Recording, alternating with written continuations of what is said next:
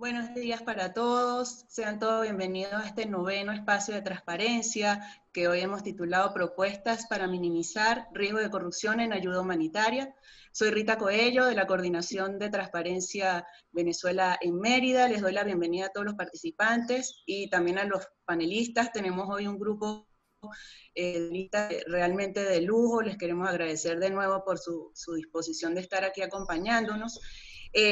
Bueno, el objetivo de este foro que hemos organizado para hoy es hablarles sobre los principales riesgos de corrupción que pueden haber en los procesos de ayuda humanitaria. Como saben, pues nosotros estamos en una, según la declaración de la Asamblea Nacional el año pasado, nosotros a principios del año pasado, nosotros estamos en una emergencia humanitaria compleja. Ello hace que nosotros tengamos que estar preparados para recibir asistencia humanitaria por un buen tiempo, porque además esta situación se agrava en el contexto de la pandemia por COVID-19. Entonces, nuestro objetivo hoy, por un lado, hablar de los riesgos de corrupción que pueden ocurrir, porque ocurren en estos procesos de ayuda humanitaria, y por otro lado, pues ofrecer algunas propuestas que puedan servir de alguna manera para minimizar estos riesgos de corrupción, porque al final, cuando se desvían los recursos que vienen por ayuda o por asistencia humanitaria, los principales perjudicados pues son los sectores más vulnerables a los que va a ir dedicada esa ayuda. Y sin más preámbulo, para poder aprovechar el tiempo lo mejor posible, voy a dar el pase a la primera intervención, que es la señora Karen Hoffman. Y muchísimas gracias por acompañarnos esta mañana. Bueno, muchas gracias, Rita. Buenos días a todas y todos. Para mí realmente es un gran placer. Muchísimas gracias por la invitación. Es un gran placer estar con ustedes. Pues yo he estado cerca de Transparencia Venezuela desde el inicio. Y adicional, yo creo que es un espacio muy oportuno hablar sobre estos temas porque, como decía Rita, lamentablemente la ayuda humanitaria pues es víctima de corrupción en muchos países y lamentablemente se ve también ahorita en todos los lados a nivel internacional en las respuestas al COVID-19, que nos puede parecer indignante y terrible, pues eso sí, pero lamentablemente ocurre y lamentablemente no poco. Entonces yo quería dividir la presentación o las reflexiones en tres partes. Unas primeras consideraciones del contexto para ubicarnos un poquito. Después mirar cuáles son los riesgos de corrupción, digamos, que comúnmente están ocurriendo. Y en tercer lugar, ir a unas reflexiones sobre potenciales propuestas. En términos de contexto, desde 2010 hasta este año, la ayuda humanitaria ha crecido de 16 mil millones de dólares a nivel mundial a 28 mil millones, es decir, 10 mil millones de dólares más, sí, más o menos al 2018. Es mucho dinero que se está gestionando. ¿Y dónde se está gestionando? En la mayoría de los casos, la ayuda humanitaria se entrega en países frágiles o con consideraciones o contextos frágiles, donde coinciden un débil Estado de Derecho con instituciones públicas o ineficientes, afectadas o disfuncionales, que también incluye a los órganos de control que pueden estar con baja capacidad. Y más encima también pues la capacidad de absorción del Estado en términos de gestionar los dineros pues es muy baja o se gestiona a través de mecanismos diferentes que son las organizaciones internacionales o las ONGs. Y adicional a eso, una característica es que en muchos de los países donde se concentra a nivel internacional la entrega de ayuda humanitaria tienen altos riesgos de corrupción, altísimos riesgos de corrupción. Y adicional, los beneficiarios o los grupos vulnerables no solamente son vulnerables en cuanto a necesidades, sino por la misma necesidad son vulnerables a la corrupción. Entonces ahí tenemos, como decimos aquí en Colombia, un sancocho de condiciones bastante complejas. Por el otro lado están las presiones de tiempo o las presiones de tiempo para entregar ayuda y de emergencia, en términos de entregar los dineros rápidamente con grandes procesos licitatorios o de entrega complicados, y que no necesariamente generan las condiciones para poder aplicar todas las medidas de prevención de los procesos debidos. Entonces, todo eso aumenta los riesgos, o por lo menos genera posibilidad de aumentar los riesgos de corrupción.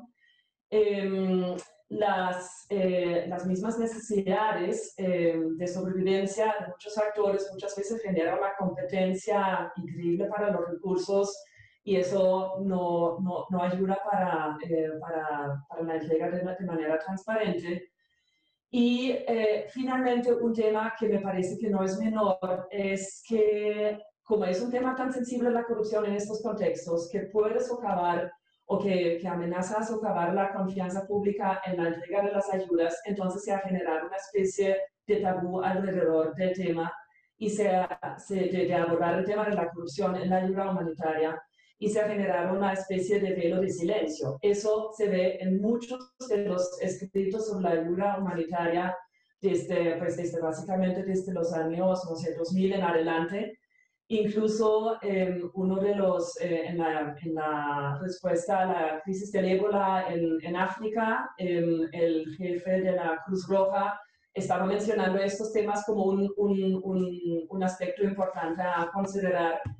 Y según lo que leí es que desde la Cruz Roja se está tomando una manera más abierta para hablar sobre el tema. Y voy a volver sobre este aspecto. Entonces se generan dos dilemas grandes. Uno es cómo asegurar que la ayuda llegue de manera rápida y adecuada y a la vez minimizando los riesgos de corrupción. Y el segundo, que me parece que no está como tan hablado todavía a nivel internacional, es cómo ayudar a que se pueda hablar de manera explícita de los problemas de corrupción, francamente, explícitamente y claramente, sin que esto afecte a que la ayuda humanitaria se reduzca, porque eso es un poco el temor que se está generando a nivel internacional. Bueno, entonces, en términos de los riesgos de corrupción, el segundo punto, pues por lo general se están abordando los riesgos de corrupción financiera. Digamos, esos han estado muy en el foco de la atención, que están relacionados con las compras, las contrataciones de bienes y servicios, la diversión de los fondos, también un poco la identificación de necesidades y de los beneficiarios y potenciales corrupciones o sobornos en estas identificaciones, y lo que está relacionado con el monitoreo de los programas de ayuda. Lo que igual es importante a tomar en cuenta es el uso político de la ayuda o la posibilidad del uso político de la ayuda, la selección de los socios locales, donde puede haber clientelismo o conflictos de interés con respecto a quién confía uno o por dónde se gestionan, la contratación de recursos humanos también, en términos de quienes están cercanos, donde hay que pagar favores potenciales, etc. Y un tema adicional es también como la manera de cómo se gestiona la ayuda humanitaria en términos de, ¿cómo llamarlo? Tal vez un poco más simbólico. Entonces, ¿de qué manera o cómo las agencias tienen o ponen atención a controlar la inflación de precios de vivienda, de alojamiento, de vehículos, de salarios de las personas que contratan? Eso ha sido un tema importantísimo en Afganistán, por ejemplo, donde yo trabajé.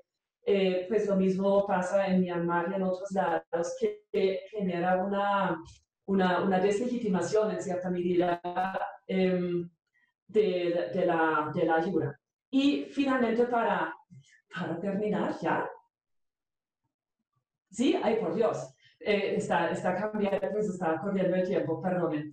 Entonces, las propuestas, digamos, son 7 puntos claves. Uno, y voy a ser muy rápido, la cooperación y la coordinación de las agencias de ayuda. Y yo creo que hay un tema clave, es que generar algún tipo de plataforma para que uno pueda ver dónde se, digamos, una concentración de información sobre qué llega, cómo llega, quién lo entrega, cómo lo entrega y demás. Involucramiento de los actores locales, eso es clave. Y eso ha sido un aspecto que, por lo general, la rendición de cuentas ha sido más hacia las sedes de las agencias de ayuda humanitaria y no tanto hacia el país mismo. Dedicar tiempo y recursos al análisis de riesgo. Eso es otro tema que está claro que muchas veces las organizaciones, a pesar de que tengan conocimiento y reconocimiento del problema, no tienen la capacidad o no han dedicado suficientes recursos también humanos para dedicarse el tiempo del tema. Transparencia e integridad en todo, en la información, y una recomendación que yo tendría a Venezuela, como eso yo, según lo que uno ve, que va en aumento, pues que se dediquen muchos esfuerzos para generar bases de datos sobre temas, sobre precios de referencia, sobre salarios, sobre transporte, sobre una cantidad de cosas, para que uno pueda ir mirando también y trazando cómo se comportan estos temas. Monitoreo clave. Y hay un tema muy importante que creo que también ya en Venezuela está abordando, que es el de mecanismos de denuncia confiables, protección de denunciantes, y relacionado con eso las consecuencias que se toman. Porque muchas veces estamos poniendo mucho esfuerzo en identificar riesgos, la prevención de la corrupción, y después, ¿qué pasa?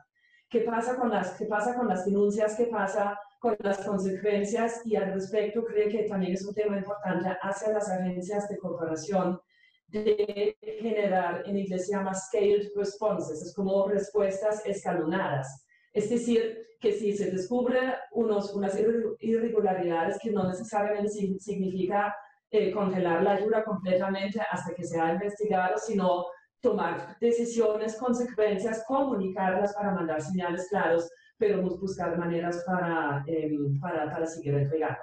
Pues muchas gracias, perdón que me haya excedido un poquito, pero eso es no tan fácil en este Zoom mundo. Gracias por la paciencia. Bueno, no, Karen, de verdad, gracias a ti. Muy valiosa tu intervención, porque además que nos sitúa en el panorama internacional de cómo funciona, también nos ayuda a visualizar cuál es la importancia que hay de identificar que hay riesgo de corrupción sin ningún tipo de tabú, y además de eso, también cuáles son los actores. Al final son muchos actores, tanto a nivel gubernamental como no gubernamental, y los riesgos de corrupción están presentes en todo, ¿no? Entonces nos has dado de verdad una visión bastante completa y te agradecemos mucho. Vamos a seguir con nuestro siguiente panelista, el señor Pablo Torrealba. Gracias también a Karen por su presentación. Yo, bueno, regresar tal vez a algunos de los puntos que ya mencionó Karen, que tienen que ver con, y que también decía Rita a su inicio en su introducción, finalmente, ¿por qué nos preocupa tanto el esquema de corrupción en los distintos niveles en los que pueda ocurrir? Y voy a hablar un poco de esto justo después. Es que finalmente reduce el derecho a recibir cierta ayuda que la población que acaba de sufrir o que está sufriendo por algún evento natural o causado por el ser humano está en derecho de recibir. Es decir, los beneficiarios, las personas que han sufrido, ven reducida la capacidad de las distintas agencias, de los actores exteriores o locales, para proveerles de elementos que normalmente están ahí para salvarles la vida, para darles alimentación, para darles techo, y permitirles tener una vida digna y regresar y recuperar unos niveles dignos. Entonces, la principal preocupación es que justamente cualquier acto de corrupción, el que sea, tiene implicaciones directas en la capacidad de llegarle a la gente que ha sufrido por algún evento. ¿Qué tipos de eventos, digamos, de corrupción pues, tenemos? Bueno, Karen estuvo citando algunos, los sobrecostos en algunas compras, hemos visto en algunos casos que agencias o sobre todo algunas agencias implementadoras o las personas a cargo, digamos, de hacerlo, para no involucrar solamente las agencias, pueden estar aumentando falsamente el número de beneficiarios para recibir más fondos, pero no entregarle la ayuda a la cantidad de gente que están apoyando. Y tenemos también otros aspectos que puede hacer que tienen también, que no es exactamente corrupción, pero que terminan favoreciendo actores que uno no quisiera ver favorecerse, cuando, por ejemplo, las cadenas de distribución son manejadas por algunos actores, se enriquecen siempre los mismos, se provee, digamos, de los insumos finales a los beneficiarios. Alguna gente tiene manejada completamente la cadena de distribución o la cadena de compras y no permiten una competencia, unos mejores precios, etcétera. Entonces, eso también es algo que puede preocupar y puede hacer también en algunos escenarios que se favorezcan redes ilegales de acceso a algunos elementos que los beneficiarios necesitan para su ayuda y que, bueno, no quisiéramos estar nosotros alimentando redes ilegales de personas que se estén enriqueciendo con la ayuda humanitaria. Es importante tal vez mencionar que dependiendo del origen, las necesidades de transparencia en el uso pueden ser distintas. En el caso nuestro, los fondos provienen, en el caso de la ayuda humanitaria de la Unión Europea, los fondos provienen en realidad de los impuestos que los europeos pagan en Europa y por lo tanto nosotros como agencia le debemos porque finalmente es un dinero que una persona está dejando de utilizar para sí misma, que está dispuesta a entregarlo para que eso ayude a personas en otros países y finalmente el dinero no tiene ese cometido si existe corrupción. Entonces, para nosotros como agencia que utiliza fondos públicos, es sumamente importante saber cuál ha sido quién realmente se ha beneficiado de esos fondos, porque tenemos que rendirle cuenta finalmente a las personas que han pagado sus impuestos en Europa y que esperan de nosotros que sean ellos los beneficiarios, las personas que sufrieron, que reciban ese dinero. Eso puede ser muy distinto, no sé, de donativos, de mecenas, etcétera, que puedan tener otro tipo de de rendición de cuentas que exijan, y que por lo tanto puedan ser menos difíciles con el uso o no de los distintos fondos. Finalmente, ¿qué es lo que se puede hacer y cuáles son los mecanismos que en este momento existen por lo menos dentro de la Unión Europea? Primero, y es un tema que mencionaba Karen, es que basarnos, digamos, nosotros solo hacemos contratos con organizaciones que ya han pasado todo un esquema de monitoreo y de evaluación, tanto en sus sistemas contables, en sus sistemas de rendición de cuentas, en sus sistemas financieros. Eh, Ellos han pasado y pasan un escrutinio que les dura 5 años para poder ser elegibles a contratos con... Y luego ellos son últimamente, quien firma el contrato con ECO es últimamente el responsable del uso de esos fondos. Y normalmente lo que nosotros exigimos, nuestros propios socios, ya sean ONGs,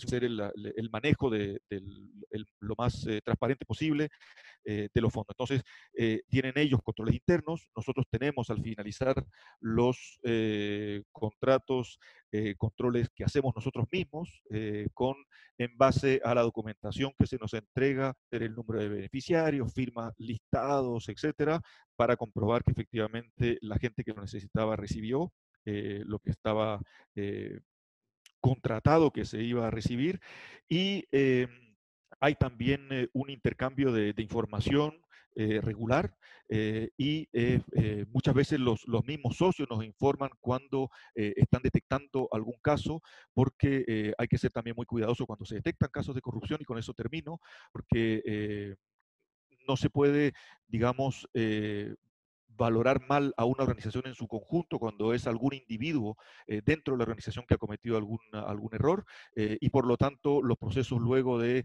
eh, eliminación del socio, de puesta en cuarentena, por así decirlo, de algún socio, tienen que ser cuidadosos porque si existen si existen mecanismos internos que permiten detectarlo y corregirlos, no hay que irse en contra de la organización en su conjunto. Con eso lo dejo porque creo que ya se me ha terminado el tiempo. Muchas gracias. Muchas gracias, Pablo, por tu intervención también muy valiosa. porque nos está dando, digamos que una óptica de la situación en función de todas las medidas que deben tomar las agencias de cooperación que reciben las ayudas, ¿no? Y la preocupación que hay, bueno, de quiénes son las personas, sobre quiénes son las personas a las que se contratan, todos los controles que deben existir para evitar además que ese desvío de recursos hacia actividades irregulares, ¿no? Entonces, de verdad que muy valiosa también tu intervención, te agradecemos muchísimo. Vamos ahora a darle el pase a la señora Susana Rafali. Bueno, nuevamente aprecio mucho el espacio. Es un tema que hemos tocado poco en los años de acción humanitaria en Venezuela, en un contexto en el que es tan relevante. Yo les agradezco el espacio en sus debates sobre la corrupción en el país. Algo de los contenidos los paso rápido porque ya los han mencionado Karen y Pablo. Básicamente, como decía Karen, las presiones cuando uno está en el medio de una emergencia son muchas y todas son un caldo de cultivo perfecto para los procesos de corrupción. El sentido de urgencia en el que pareciera que todo se vale si se trata de salvar una vida, el caos en el que a veces hay que trabajar, sobre todo en las emergencias súbitas, las desigualdades y las relaciones de poder entre gente que está muy maltratada y otras que están en control de los recursos, y las necesidades extremas en las que a veces está no solamente la población afectada, sino el personal humanitario también. Básicamente, esa corrupción que ustedes manejan con tanta pericia, a nosotros en el ámbito humanitario nos toca definirla como los procesos en los que el poder se usa de forma irresponsable para un beneficio diferente al imperativo humanitario. Es decir, manejar los recursos que se nos asignan y a los que podemos tener acceso para salvar vidas y aliviar el sufrimiento, usarlo con otros fines. Como mencionaba Karen, pueden haber varios tipos, no solo está la financiera, sino la no financiera, pero incluso la financiera puede tomar varios tipos de formato. El fraude, la malversación y el desvío de los recursos hacia otros usos, las cuotas, las coimas, como dicen en otros países, las comisiones, el peculado. Pero la no financiera a mí me parece terrible y me conmueve muchísimo, que es muchas veces la manipulación, y dentro de la manipulación está el uso con fines políticos de la ayuda, el generar relaciones de clientelismo para favorecer partes en un conflicto que acumulan poder. Lamentablemente, de las que más suena es la sexoextorsión y pedir favores sexuales a cambio de la asignación de los recursos, implicar a familiares y a conocidos en nuestros procesos humanitarios, hacer ver que somos humanitarios cuando no lo somos, es una impostura bastante frecuente a la que hay que ponerle la lupa cuando se hacen los appeals, los llamados masivos para la presentación de propuestas y la asignación de fondos. El costo de la corrupción siempre es inadmisible, conmovedoramente inadmisible, pero cuando ocurre en el ambiente humanitario, pues tiene costos para mí inadmisibles, porque se trata de quitarle la oportunidad de salvarse a alguien, y quizás la última que tenga. Es la pérdida además de la oportunidad de espacios de trabajo. Un escándalo de corrupción puede debilitar enormemente la reputación y la credibilidad de un actor humanitario que es válido en general en todas sus operaciones, y un pequeñito caso en algún descuido acaba con toda una capacidad de trabajo.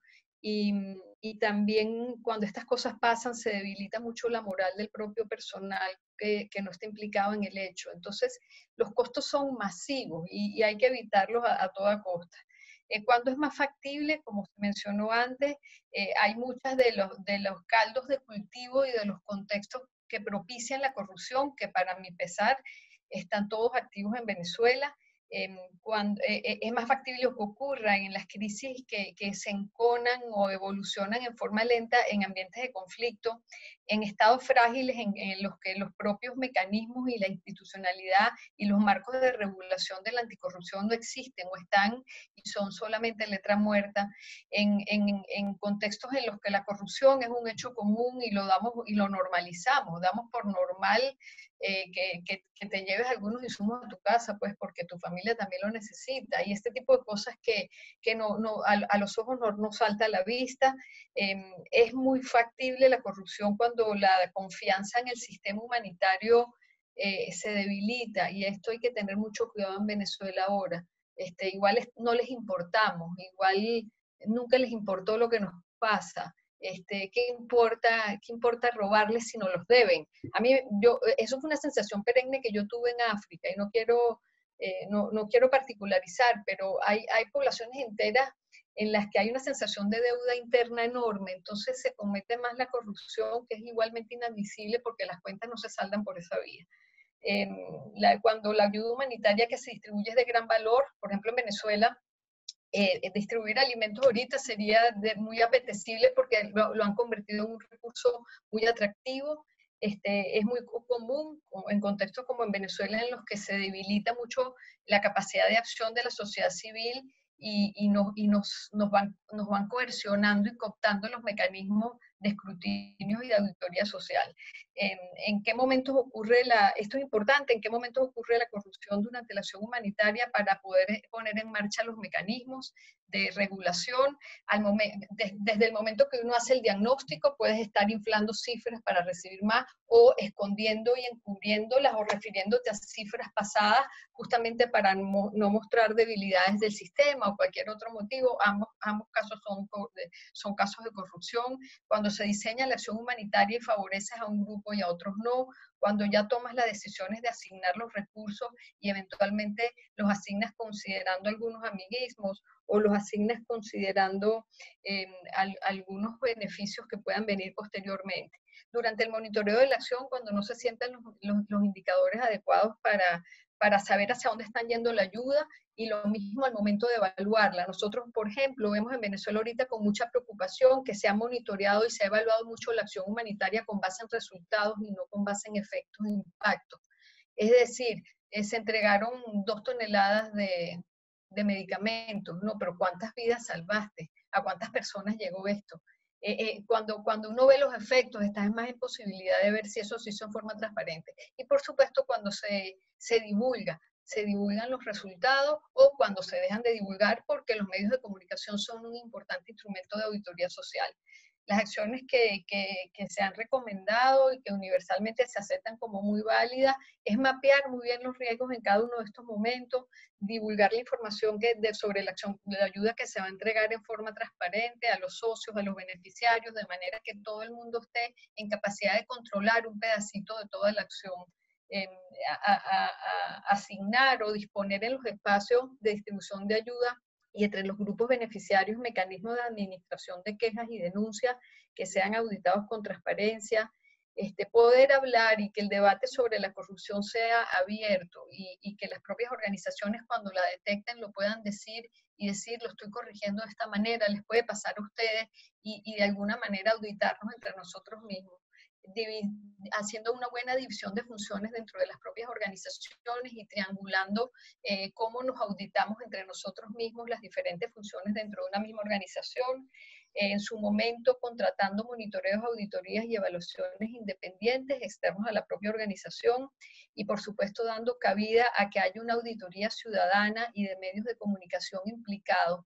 Yo quiero reconocer que en Venezuela las organizaciones de comunicación que están muy vinculadas a la plataforma de derechos humanos han tratado de hacer esto, y no han tenido buena receptividad, y se les ha dicho que por qué se tiene que meter.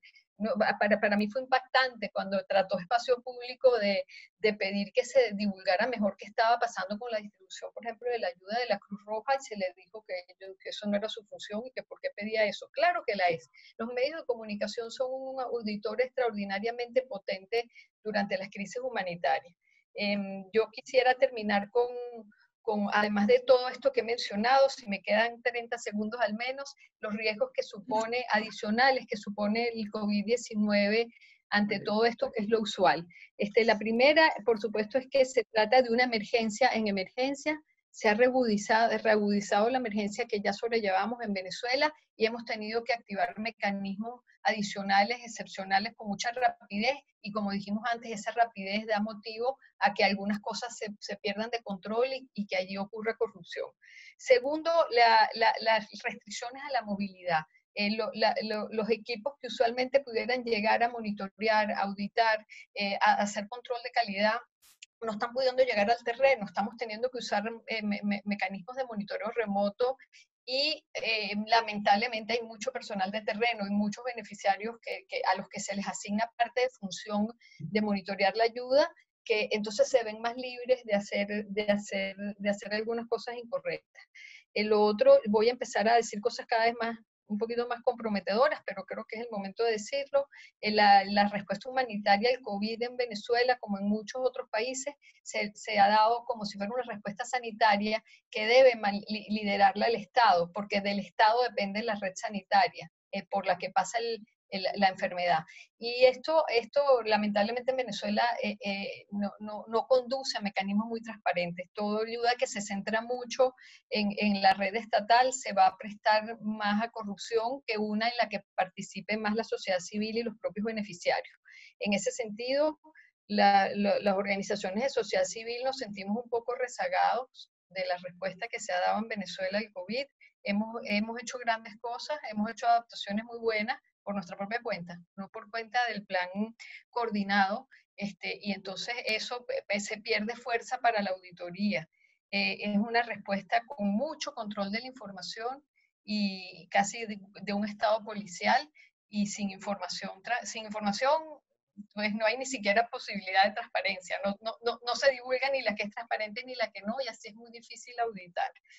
Yo quisiera agregar como riesgo, no solo del COVID, sino que nos está sucediendo la emergencia de siempre, más el COVID, más que ahora a todas luces estamos en campaña electoral y es el momento perfecto para que entonces el Estado venezolano comience a utilizar la asistencia humanitaria que está llegando al país con fines electorales. Y nosotros quisiéramos advertir esto a los medios de comunicación y a las propias redes de comunicación de Cruz Roja, de Naciones Unidas, que no permitan el uso de la ayuda humanitaria que está entrando con estos fines. Sin embargo, la COVID y todo este tiempo de la pandemia y de pospandemia ha abierto oportunidades, se han revivido formatos propios de solidaridad independiente de los mecanismos del sistema humanitario internacional, en los que la corrupción ocurre con menos frecuencia o a menor escala.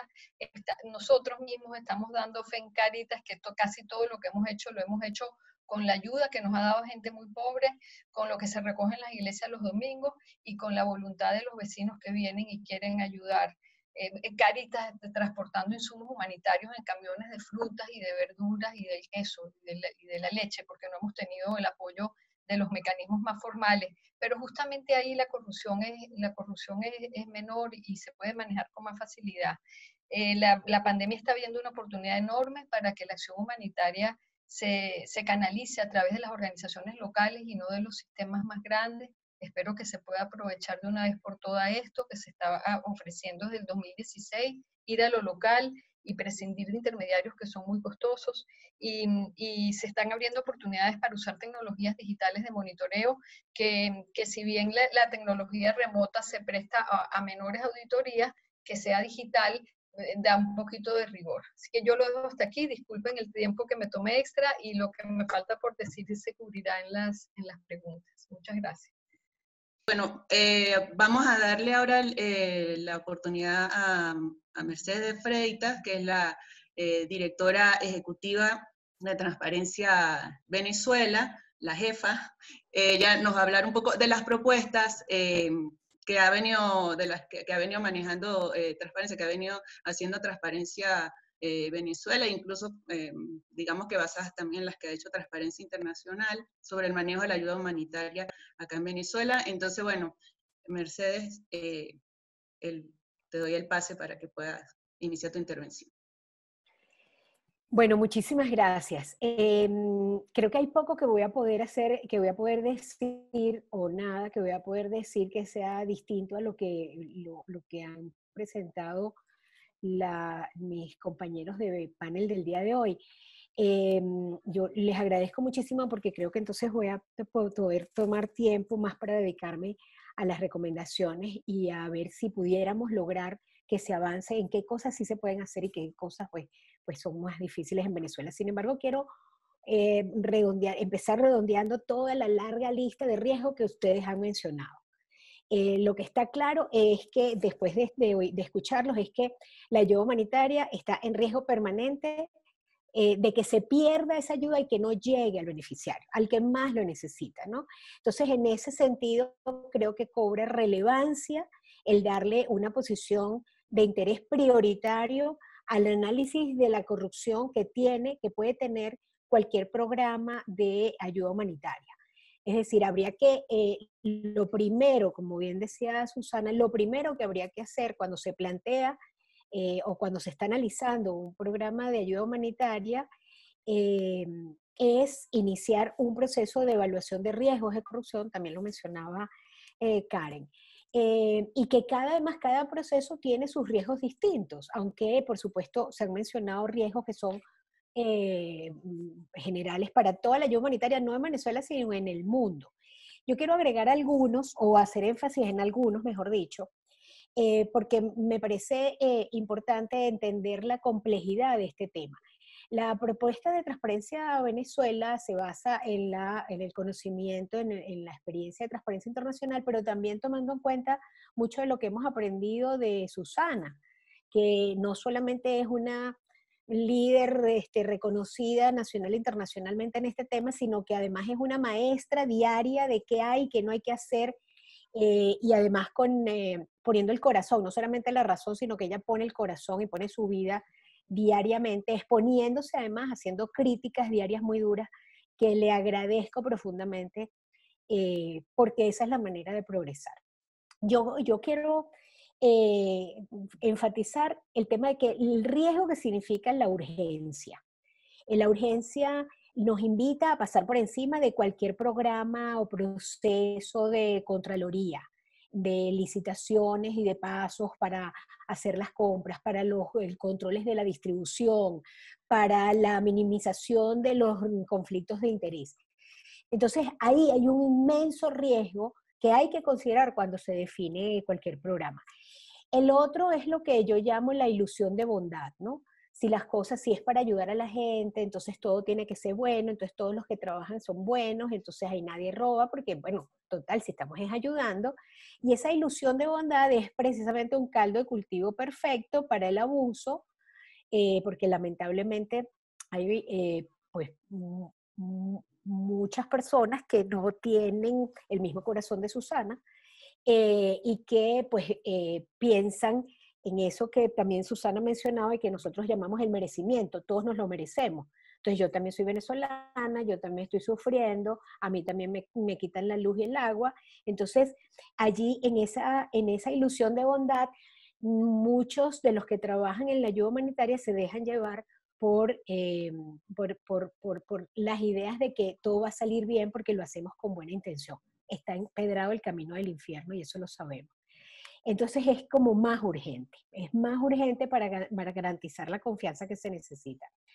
Después lo que es obvio es que cualquier país o cualquier sociedad que requiere ayuda humanitaria es porque tiene destruido o casi nulo el sistema institucional. Si hubiera un sistema institucional robusto, pues seguramente tendría las herramientas para salir adelante sin necesitar ayuda humanitaria. Entonces, si es claro que tenemos una institucionalidad tan reducida, pobre o nula, pues es mucho más necesaria que la ayuda humanitaria tenga esos sistemas de control, de contrapesos, y allí pues van a salir algunas de las recomendaciones que les quiero mencionar. Después está un terrible tema, un tema que es hasta cruel, y que me parece uno de los temas más difíciles de la gente que trabaja en ayuda humanitaria, es decidir a quién sí, a quién no, a quién se le da ayuda y a quién no se le da ayuda.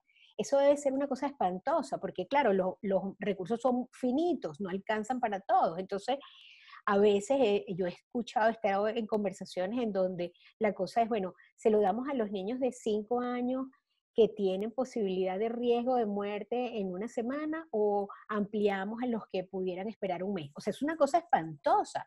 Esa decisión es horrible, pero esa decisión yo creo que entonces es tan horrible que hay que dejársela a los expertos. Hay que dejárselo a las personas que más saben y que pudieran apoyar y que la mayor cantidad de personas salgan adelante, surjan y que puedan paliar las debilidades de otra manera, las personas que tienen un riesgo no inmediato, como creo que se define entre los expertos. Yo quiero decir que a todos esos riesgos además se une la situación de Venezuela, que es el control político de toda la actividad o el intento del control político y el riesgo de represión. En Venezuela no estoy segura de que sea posible conseguir muy fácilmente un sistema de recepción de denuncias porque la misma comunidad tiene miedo de una represión si habla, si no mantiene el silencio o si no paga con fidelidad la ayuda que está recibiendo. Sabemos que hay gente que ha sido sancionada porque ha recibido ayuda. Sabemos que había un programa de que le iban a dar $100 a los médicos, a las enfermeras que estaban atendiendo COVID en este momento, y entonces salió alguna amenaza a las personas que recibieran eso del gobierno interino. O sea, hay una cantidad de riesgos que algunos son reales, pero también en el imaginario se crea el miedo y el temor a esos riesgos. Me dirijo de una vez a la lista de recomendaciones. Creo que la tarea es dificilísima, no creo que sea nada fácil, por eso creo que hay que contratar expertos, que la ayuda humanitaria, además de todos los gastos que tiene normalmente, tiene que invertir en definir programas de anticorrupción, sistemas de anticorrupción, por supuesto, eso tiene que empezar con lo clásico, la separación de poderes, tiene que haber funciones distintas, como decía Susana anteriormente, tiene que además, si es difícil hacer control diario permanente, porque es difícil hacer la tarea de transparencia y anticorrupción y a la vez entregar a tiempo la ayuda humanitaria, entonces sí se tiene que garantizar un registro riguroso de todo lo que pase, de cada decisión, de cada criterio, de cada persona involucrada, de cada entrega, de cada distribución y de los resultados. Y ahí coincido con Susana otra vez, siempre coincido con Susana, lamentablemente aquí no tenemos ninguna diferencia, siempre coincido con ella. Hace falta que la presentación de la rendición de cuentas no sea solo de esfuerzo, no es que gasté tanto dinero y movilicé a tanta gente, sino cuáles son los resultados. Tenemos que empezar a trabajar, y en Venezuela eso lamentablemente no existe. Bueno, aquí ni siquiera tenemos informes de rendición de cuentas y informes de gestión desde el 2015, pero bueno, en la ayuda humanitaria se esperaba que se tenga. Y esos informes de resultado quizás también son procesos difíciles en donde hay que invertir, y creo que la tecnología nos da para eso. Si en Venezuela tenemos grandes debilidades, también tenemos la oportunidad de, a través de los SMS, el Internet, por muy débil que está, pues mira, estamos trabajando desde Caracas, desde Venezuela todos, y Rita de Mérida, que tiene unas dificultades superiores. Entonces ese registro de todo se podría hacer de la mejor manera si hubiera coordinación. Centralización sería lo mejor, pero por lo menos coordinación entre los actores, las agencias, pero también los actores que están trabajando en ayuda humanitaria. Recordar que el beneficiario no tiene capacidad para hacer el monitoreo, requiere apoyo para hacer el monitoreo, pero sí puede ser fuente de información importante para hacer ese monitoreo. Por eso es que creemos que un canal de denuncias con esas particularidades podría ayudar. Hay una larga lista de tareas en el tema de lucha contra la corrupción, de los sistemas de lucha contra la corrupción, pero creo que el más importante sería el mantener esos registros, separación de las funciones y garantizar la trazabilidad. ¿Por qué? Porque hace falta que todo ese registro sea después una evidencia para hacer evaluaciones no cuando se termine la necesidad de la ayuda, pero sí en la medida en que van completándose fases. Tiene que haber entonces un gran sistema de evaluación y de definición de sistemas anticorrupción, unos registros que permitan la trazabilidad de cada uno de esos elementos para ir para atrás, para verificar y, por supuesto, una evaluación de resultados que alimente las nuevas fases de la ayuda humanitaria. Yo con esto cierro, no sé si me pasé, no me pasé, pero perdonen. Un poquito, pero como siempre, pues es difícil cortarlos cuando están diciendo cosas tan interesantes, ¿no? Yo creo que en general para todos, nos dice nuestra coordinadora en Lara, Yonaide Sánchez, Venezuela tiene una situación particular por el contexto antidemocrático en el cual se produce todo esfuerzo de ayuda humanitaria, pero también porque esa ayuda se asocia a un ejercicio de poder por parte de diversos grupos políticos. Eso incrementa sustancialmente los riesgos de corrupción. ¿Qué medidas particulares recomendarían en este caso? Yo creo que esa es una pregunta que todos podrían, para todos, ¿no? Hay otra pregunta que yo creo que se dirige más a Pablo, tal vez.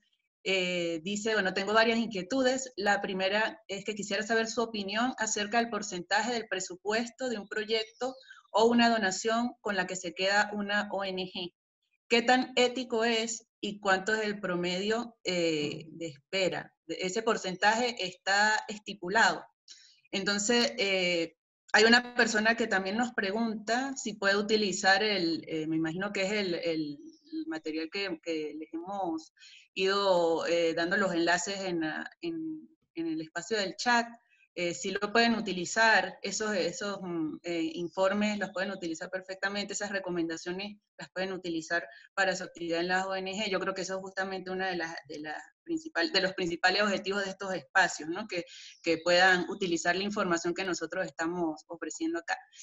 Que estamos citando. Bueno, entonces yo creo que podrían, Pablo, contestar la pregunta sobre el porcentaje de presupuesto de un proyecto de donación con lo que se queda una ONG, y luego yo creo que le podemos dar unos 2 minuticos, un minutico a cada uno de los panelistas para que respondan qué medidas particulares sugieren en el caso de la asociación de la ayuda al ejercicio de poder por parte de diversos grupos políticos. Entonces, bueno, si quieres, Pablo, puedes responder la pregunta.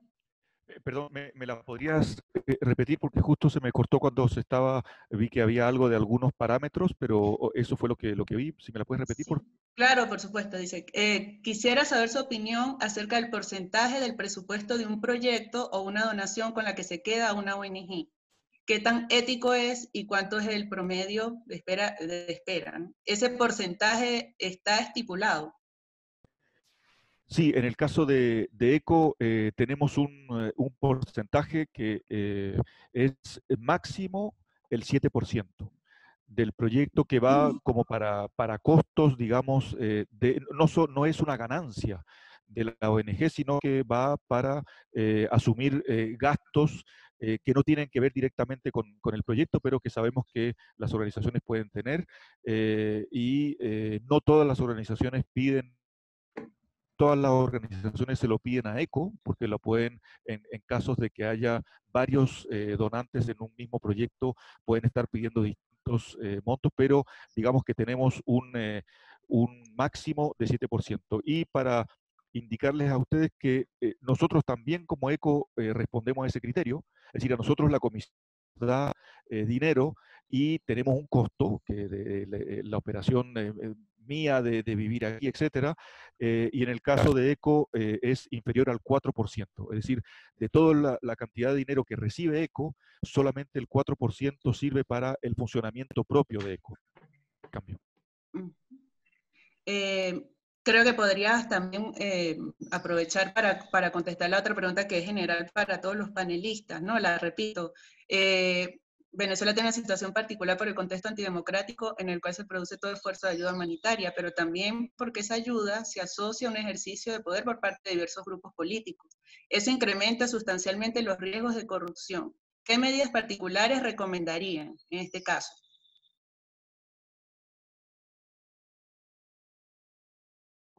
Pablo.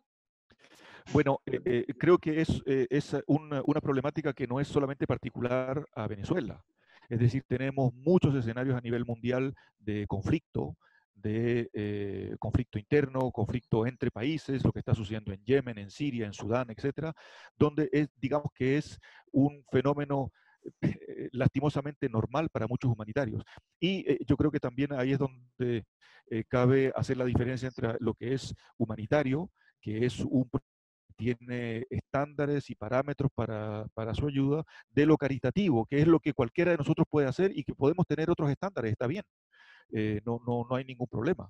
Es decir, con mi propio dinero puedo tener estándares más altos, más bajos, pero ahí es donde entra la parte del profesionalismo y de la ética y de seguir principios. Es decir, en un contexto muy polarizado es donde más hay que defender los principios humanitarios, que son los de neutralidad, independencia, imparcialidad, y el principal, que es la humanidad. Es decir, lo que buscamos es salvar a personas.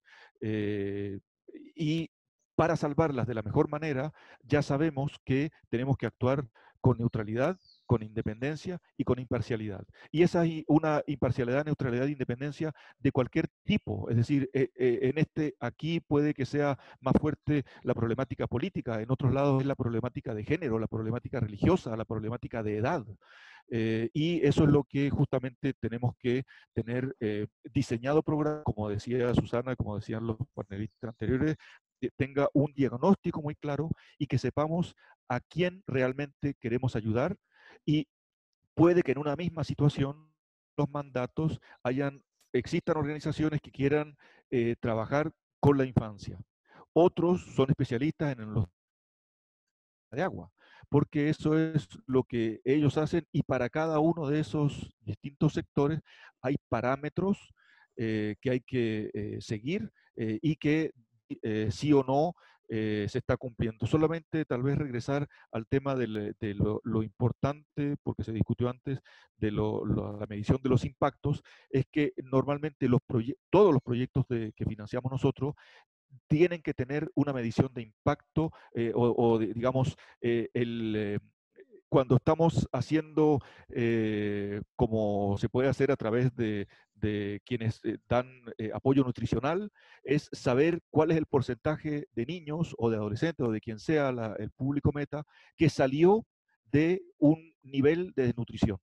Y eso se mide y eso se contabiliza. Y con eso uno sabe con el cometido de que tenía el proyecto, pero tiene que haber criterios especificados al principio, que se puedan medir, que estemos de acuerdo en los sistemas de medición y que al final uno mida y diga, bueno, efectivamente teníamos 17% de niños para tomar indicadores que conoce Susana en malnutrición aguda y los hemos bajado al 10%. Muy bien, muchas gracias, Pablo. No sé si Karen quiere aportar algo. Vale, gracias, Rita. Pues mira, frente a esta pregunta y escuchando también con mucho más detalle las complejidades en Venezuela a partir de los panelistas que me siguieron, yo creo que hay algunas cosas que son muy particulares para Venezuela, pero otras no tanto, como decía Pablo ahorita. Una pregunta que yo me estoy haciendo es qué tanto, digamos, no sé, como la resistencia del Estado o el gobierno de Maduro, que no ayuda para tener un canal de información claro, confiable, o que podría ayudar a gestionar no sé, el desarrollo, por ejemplo, de una plataforma donde se puede registrar todo. Entonces, para mí se genera una pregunta: ¿quién podría hacer o estar a cargo de generar semejante iniciativa? Porque parece que tanto Susana como Mercedes lo decían muy claramente, y yo también lo mencionaba al inicio, creo que es clave tener una plataforma que concentre la información sobre la ayuda humanitaria en general y con muchísimas distintas aristas, ¿no? Digamos, de dónde viene, para dónde va, los criterios, quiénes son los que entregan y demás. Y lo que yo entiendo es que hay bastantes esfuerzos por cada organización involucrada en la ayuda, pero me da un poco la impresión que como si estuviese cada una enfocada en lo suyo. Y eso ya es una cosa que es buena, pero para mí se genera la pregunta, ¿quién puede coordinar todo eso bajo un mismo techo? Para mí eso sería una recomendación muy importante, que vamos a ver cómo se puede hacer y si tal vez colectivamente se puede generar una plataforma así, que puede ser a nivel nacional, con subtemas o subpáginas por cada estado o cosas por el estilo. La misma plataforma, por concentrar la información, ojalá que también tuviese una posibilidad para rendir cuentas, para tener la información sobre, digamos, a dónde llega, qué resultados tiene. Yo creo que es totalmente de acuerdo con el enfoque sobre los resultados, que me parece claro. Entonces, eso es un tema que creo que es muy importante para ver cómo se puede hacer, y ojalá que dentro de los presupuestos de la ayuda humanitaria se encuentre el presupuesto para dedicárselo a este tipo de temas. Porque creo que también un problema es a veces que llega un montón de plata y de repente para poder abordar estos temas tan importantes, pero no hay una línea presupuestal para dedicárselo, o para tener una persona que se puede dedicar plenamente a los riesgos de corrupción y la gestión de integridad y demás, de manera transversal. Eso no es ciencia física ni cuántica ni nada, pero requiere recursos humanos, con una persona que está bien entrenada para pillar o para identificar los problemas y para conectar muchos puntos. Y eso yo también lo estaba viendo, digamos, estoy involucrada en cursos de gestión de riesgos de agencias de donación, y una cosa que yo me he dado cuenta es que hay muchos compartimientos todavía también dentro de las mismas organizaciones, que a veces dificulta un poco la transversalización de gestionar estos temas para llegar a todos los puntos de riesgo. Un segundo punto que me parece clave es mirar de qué manera, frente a las dificultades de generar un mecanismo de denuncia confiable, pero cómo hacerlo para que la gente sí pueda confiar. Y no sé si a lo mejor tal vez, no sé, un ombudsman colectivo entre todas las organizaciones, o una entidad de ombudsman colectivo o algo por el estilo, que sirva a todas las organizaciones que entregan ayuda humanitaria, podría servir, que todos colectivamente, otra vez, un fondo colectivo para gestionar este tipo de mecanismos, para que no cada cual tenga que hacerlo a su manera. Eso pues podría ser hasta generar eficiencia. Puede ser complicado en cierta medida, porque pues habrá que ver cómo se gestiona la información, pero aparte de estos desafíos, puede tener unos efectos también positivos, que uno puede sacar de ahí también análisis de cuáles son los patrones que se identifican a través de las denuncias en la ayuda pues de todas las organizaciones. Yo no sé si eso es iluso, porque pues también tiene asuntos, digamos, para cada organización, que pues hay unos ciertos recelos y riesgos, pues no necesariamente toda la confianza de poder tratar esos temas de manera abierta con todo el mundo, pero creo que vale la pena averiguar que sí se encuentran posibilidades en ese sentido. Y un tercer tema, creo que también, no sé hasta qué punto se está trabajando, pero las organizaciones locales con las cuales se trabaja, poner mucho énfasis también en la gobernanza de estas mismas, porque creo que no solamente es un tema de mirar que tienen los sistemas administrativos más o menos en sitio, sino cómo están los checks and balances dentro de las mismas organizaciones, que también se prestan para ser capturadas o para desviarse por las razones que sea. Y a este tema muchas veces no se pone suficiente atención. Y el último punto, yo creo que es fundamental trabajar la anticorrupción, pero también es fundamental para generar la sensación de integridad y de ética. Entonces eso siempre está un poco en la balanza, cómo se maneja en términos tanto conceptuales, pero también idiomáticos. Entonces eso sería tal vez un tema adicional para ver realmente una gestión de integridad, porque a veces pensamos que con solamente hacer una declaración de integridad, con eso ya se va. Pues yo no creo. Creo que eso requiere mucho más interacción, hablarlo, incluirlo en las discusiones, y de manera abierta y franca, sin temor. Y eso es un tema donde hay que avanzar mucho. Gracias. Muchas gracias, Karen. Gracias por la respuesta. Como han llegado otras preguntas, entonces le voy a dirigir una de ellas a Susana, y puede complementar un poco también lo de las medidas que que sugiere, para que la conteste muy rápidamente, máximo 2 minuticos, y otra también que se la voy a dirigir a Mercedes de Freitas. La de Susana es, bueno, si han pensado en articular esfuerzos para fortalecer las capacidades del talento local que trabaja en la ayuda humanitaria en temas de corrupción y rendición de cuentas, ¿no? De hecho, hay varios comentarios de los participantes donde dicen que, bueno, que aquí un problema muy grave que ven es que no hay rendición de cuentas, ¿no? Nadie rinde cuentas, entonces creo que es importante también enfatizar acá, ¿no? Esa para Susana, y puede complementar también con alguna medida que sugiera. Y en el caso de para Mercedes, si la ayuda humanitaria que entró en manos de la Cruz Roja no tuvo Contraloría Social Pública, ¿qué garantías hay de que la programada para atender la COVID-19 se pueda auditar cuando ni siquiera se han anunciado los parámetros y alcances de esta cooperación?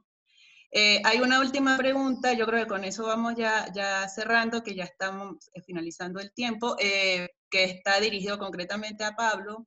Dice, bueno, ECO es un donante a organizaciones que a su vez realizan donaciones en especies a organismos públicos, como la UNICEF, ACNUR, etc.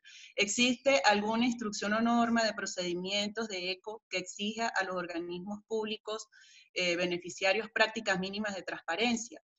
Podría indicar dónde encontrar esas normas. Entonces, bueno, vamos a darle la intervención la palabra a Susana para que nos responda la pregunta que se dirige, que creo que ella la puede responder. Susana.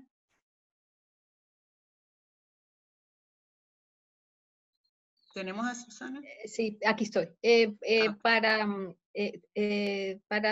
retomar las anteriores y empalmar en esta última, yo diría que la pregunta fue muy propicia porque sí, a pesar de que sucede en todos los países, la acción humanitaria en Venezuela se ha tenido que hacer en un ambiente muy, muy politizado. Para nuestro pesar, no solamente la ha politizado el Estado recientemente, después de que tanto la negó, yo creo que es una forma de corrupción ahora aceptarla para decir que se debe a las sanciones o para que le ingresen dinero fresco porque su gasto público está muy disminuido. Pero es que también la otra parte activa del conflicto ha malversado un poco el sentido de la acción humanitaria. Todos hemos sido testigos que se ha llevado la ayuda humanitaria a mesas de negociación. Eso nunca se debió hacer. La situación humanitaria del país no era un punto a negociar, ni la acción humanitaria un punto a negociar, era una razón por la que sentarse. Eso es malversación. O pretender que la situación está mucho peor de la que está para, con fines humanitarios, justificar una intervención militar. Eso es malversar el sentido de la situación humanitaria del país. Entonces, no podemos tapar un sol con un dedo, es un ambiente muy, muy propicio para la politización y en ese sentido una de las primeras recomendaciones que yo haría es seguir insistiendo en sacar lo humanitario de las agendas políticas. Y eso pasa incluso por lo que mencionaba Pablo, me gustó mucho cuando dijo que la acción humanitaria no es caridad, no es una cosa que la pueda hacer todo el mundo. Yo no salgo de mi asombro de ver cómo en los últimos 3, 4 años en Venezuela todo el mundo es experto humanitario, todo el mundo sabe hacer esto, tenemos políticos convertidos en especialistas humanitarios, tenemos personas, no es que no se pueda hacer, pero esto tiene sus criterios, tiene sus marcos de trabajo, tiene sus principios. Entonces yo creo que una buena manera de blindar lo humanitario de la politización es que evitar el intrusionismo y dejar que verdaderamente sean las organizaciones que tenemos debilidades y que caemos en a veces algunos quebrantos de los principios humanitarios, pero estamos más propensas a entenderlos y a tratarlos de respetar.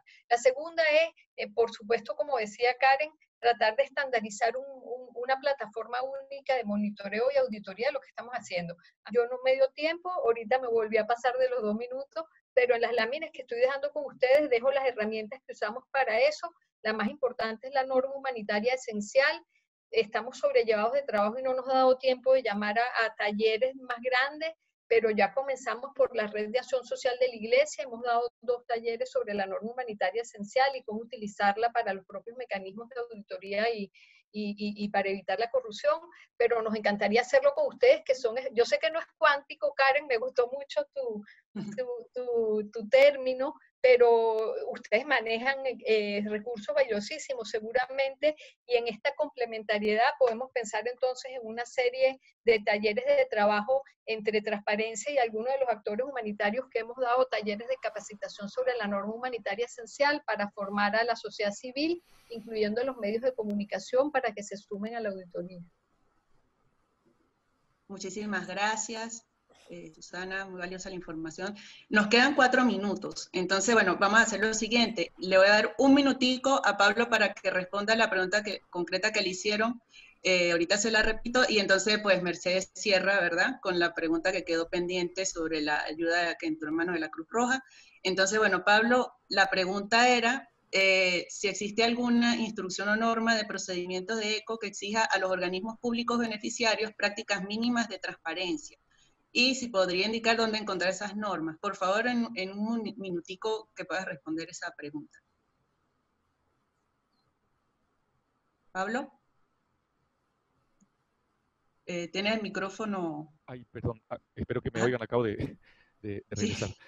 Sí, sí, ya escucho. La pregunta sobre las instrucciones o procedimientos, en realidad, para nosotros, por quien pase, digamos, la ayuda, nos tiene que responder la agencia que tiene un contrato con nosotros.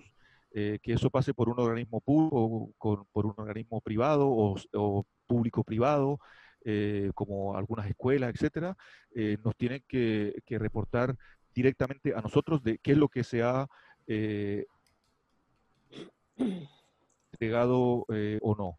En algunos casos, bueno, nosotros hecho mucha abogacía para que exista un sistema dentro de Venezuela de monitoreo cruzado, digamos, donde podamos tener sociedad civil, otras ONGs, la misma gente que trabaja el mismo tema, qué sé yo, en educación, que puedan como monitorearse entre ellos para buenas prácticas, pero para también saber qué es lo que podría funcionar mejor o cómo uno puede mejorar, y que, porque bueno, yo creo que incluso el nombre de ustedes lo dice todo, en esto la transparencia es como la luz para los vampiros, o sea, mientras más transparencia se pueda tener, mejor.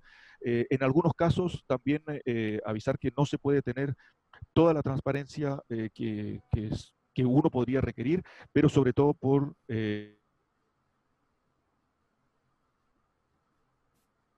seguridad de los beneficiarios. Entonces, en organismos u ONGs que trabajan y que transfieren a organismos públicos, es que en definitiva es la organización que firmó con nosotros, que es responsable de las cantidades compradas y de la cantidad de gente que ha recibido eso, y por lo tanto tienen que tener un sistema acordado con el organismo público para monitoreo de esas entregas y de quiénes son los que lo han recibido a cabalidad. No sé si, pero eso es algo que no, o sea, es una norma general de ECO, no es algo, perdón, que esté específicamente escrito para Venezuela.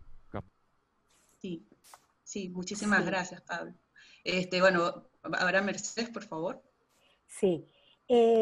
Bueno, yo no tengo mayor información acerca de lo que ha recibido y cómo lo ha recibido la Cruz Roja. Entiendo era la pregunta. Sin embargo, yo quiero llamar la atención de que sí es cierto y es absolutamente necesario separar la política de la ayuda humanitaria, y con eso la Cruz Roja históricamente muy alta. No,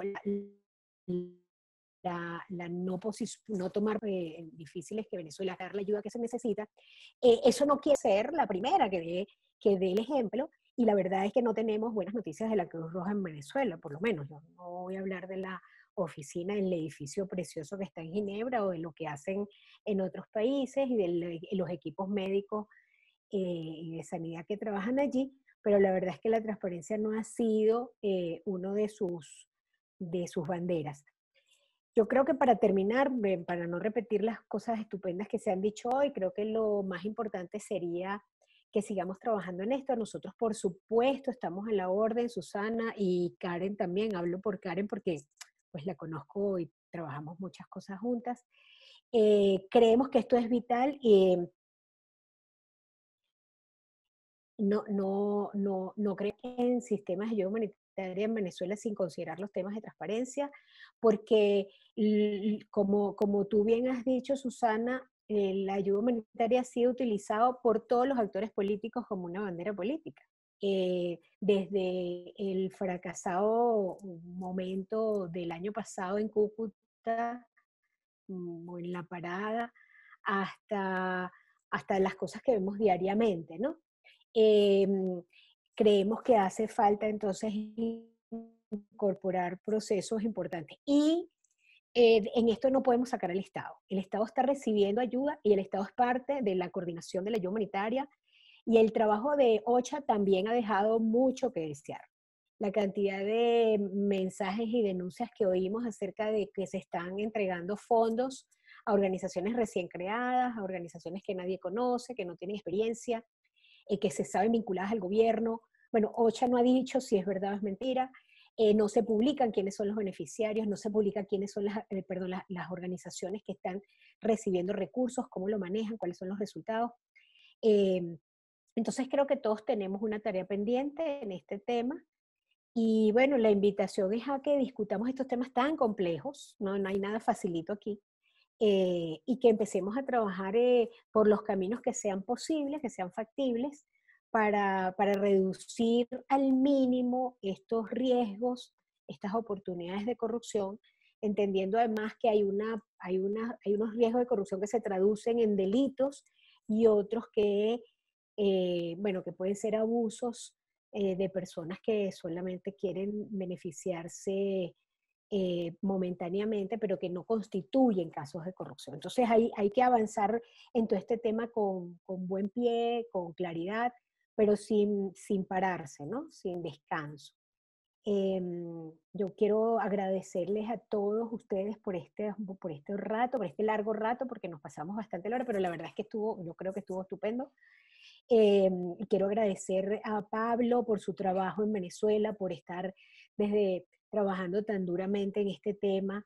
Esperamos que sigas aquí y que sigas apoyando. A Karen, que largo rato siempre pendiente de Venezuela y bueno, que contamos con ella para todo. A Susana, pues la bandera de Venezuela en el tema de ayuda humanitaria y que además, bueno, tiene un gran trabajo por delante, no se puede cansar, no te puedes cansar. Y no te vas a cansar. Y a Rita por la iniciativa, por proponer este tema tan importante, por hacer realidad este espacio y por su conducción. Así que muchísimas gracias a todos. Agradezco a Jesús Urbina, que está ahí detrás, que no se ve, pero que es el que hace posible todo esto y que en el chat nos mantiene informada de informes, mensajes, y que alimenta y enriquece esta discusión. Muchísimas gracias a todos y hasta una próxima oportunidad.